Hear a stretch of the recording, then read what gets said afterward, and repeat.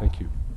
I wanted to start by talking a little bit about what's going on in Massachusetts as far as the engagements, the faculty engagement structure that we have, because it's really critical to everything that I'm doing and to answer the questions about the elephants and to talk about what's happening with our higher ed faculty and with our K-12 faculty. I want you to understand the structure and the conversations that are going on at our level now. We're very fortunate that the Commissioner of Higher Education in Massachusetts decided that he wanted to have a ground-up definition, a Massachusetts definition made of college readiness.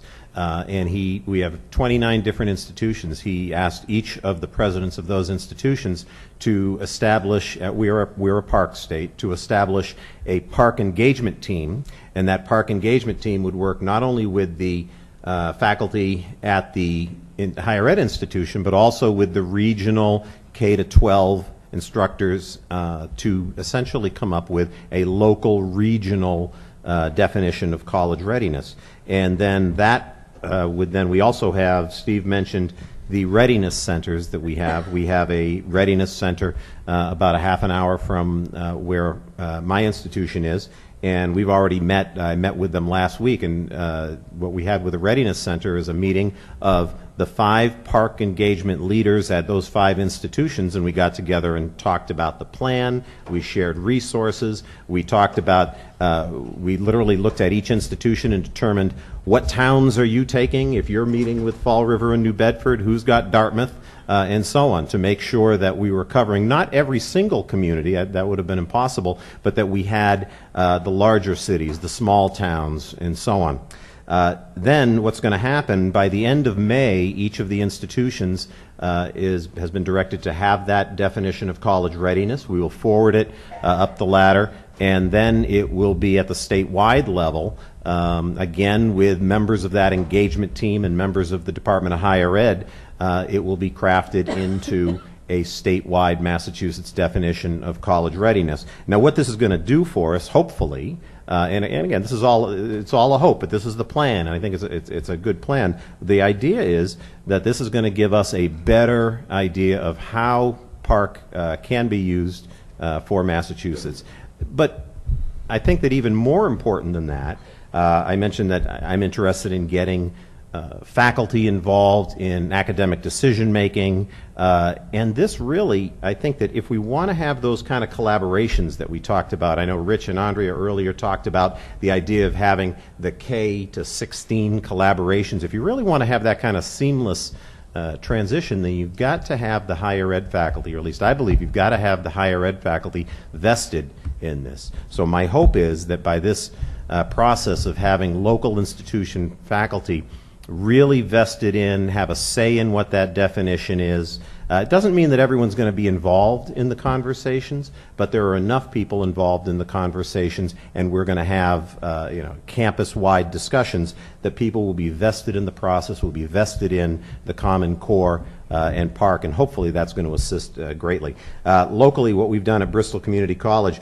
we've established a PARCC engagement team. We have 3 math faculty who are on this team and 3 English faculty, and we have an administrative, there are no administrators on the engagement team, but we do have administrative support and people that we talk with. We've brought the discussion of college readiness to the math department. We've had a full department meeting on that. We haven't got down to the nitty-gritty to start working on that in math yet. The English department has. They've had a meeting on it. The discussion's been brought to the Faculty Senate. We've already had a local meeting with the College Readiness Center, as I said before, where we had 5 campuses all talking about the individual efforts. What we're planning now for March through the end of May, we have 2 half-day planned meetings with our faculty and faculty from the local K-12 districts, and we had a small grant there to pay for substitute teachers so that on a Friday for a 4.5-hour meeting we can get the local K-12 teachers there. We will continue to work in the department meetings, and we're also going to host, myself, I'm the math chair, and we have the English chair, and the 2 of us are going to be running a campus-wide discussion in an academic forum, a professional staff meeting or an all-academic area meeting. And then ultimately, the local definition will be accepted in May by both the college administration and the faculty senate. As far as elephants, we've so far what the work has done to me for me has given me a picture in conversations not only with the K-12 faculty but with the higher ed faculty. So some of the feedback we're getting from the K-12 faculty, and we get a little bit of extra feedback because we're about a half mile from the local high school in Fall River, which has about 4,000 students. So and we have many of their teachers teach for me in my department, so we've got good feedback there. They all know it's coming.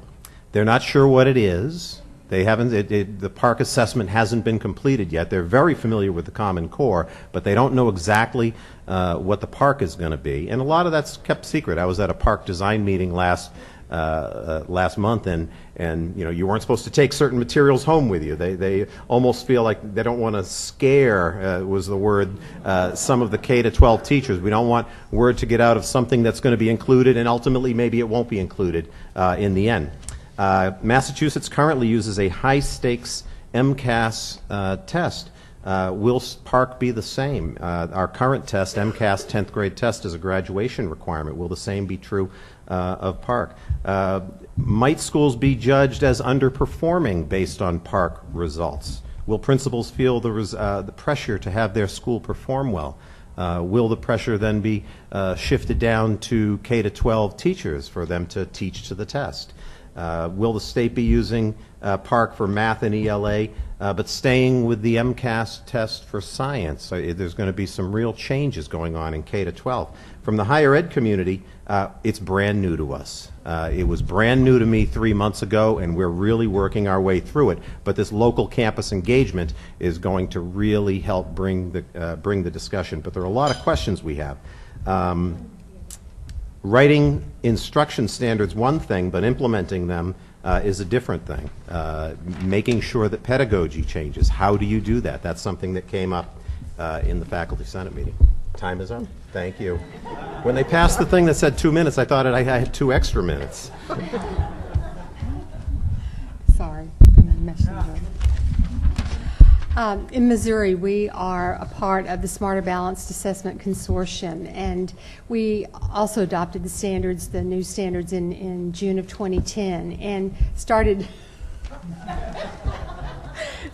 immediately trying to communicate information as much as we could to our folks around the state. Communication is just the most important piece and the hardest piece, I think. And I'll talk from K-12 and let Rusty tell you a little bit about what we've tried to do at the higher ed side. We, in working with our teachers, we have regional centers around the state, and so we did a similar thing. We've presented sessions all around the state. We've tried to present at every conference, wherever 2 or more are gathered. We try to talk to people about what's going on both with the standards and the assessments. We've done our administrators conference. We had Sue Gendron from formerly of Maine, I guess still from Maine, come and talk with them about Smarter. And I think generally our folks are attracted to, we joined Smarter because we knew that there was the intent to retain or to have performance events in the assessment. In Missouri, we've had performance events in math and science in our statewide assessments since the late 90s, and writing prompts in those assessments. And that's a very expensive kind of thing when it comes to scoring, and yet we saw real effects on instruction when teachers knew that was coming, and so we value that a lot. We were also really attracted to the computer adaptive testing because we think that'll give us a lot of good information about our kids, as well as especially good information for students with disabilities, students who test in different ways in that. And so those are all reasons why we went with that consortium. I think the concerns or the issues that many of our constituents feel, besides the fact that not everybody feels like they know enough, even though it's just really hard to reach every teacher in every district. So we're still working on that. But some of our issues, one has to do with cost. I mean, even though we have had performance events in our assessments, and they are expensive.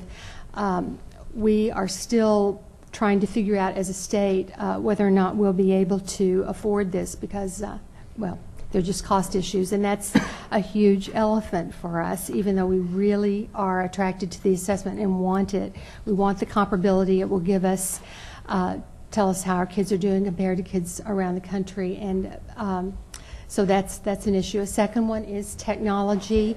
One of the things we have done, we have end-of-course assessments for our federal accountability in Missouri, and our state board has goals to have at least 3 end-of-course assessments in each of the 4 major content areas when we can afford to get them developed. So we are going to retain those EOCs in Missouri, and so we have, and what we did was move all of those online last year. Obviously, they don't have PEs and they don't have performance events in them, so they're essentially selected response items with some constructed response, but mostly selected response items.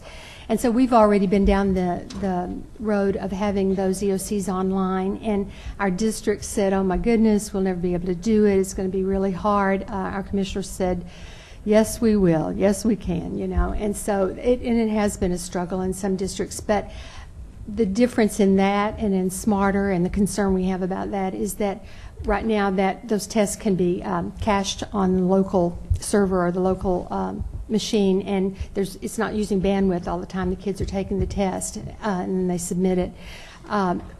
There probably will be bandwidth issues with Smarter the way it's set up right now, and so there are technology surveys that PARCC and Smarter are about to conduct to get a better sense of what states will have to deal with. We had a meeting just, the chiefs meeting that was last week, and there was a lot of discussion about that, and I know that they are aware that states have really varying capabilities when it comes to technology, and so I know they are working at that, but I think our districts would really, you know, we're really trying to stick with it and hoping that we'll be able to figure out a way to do that.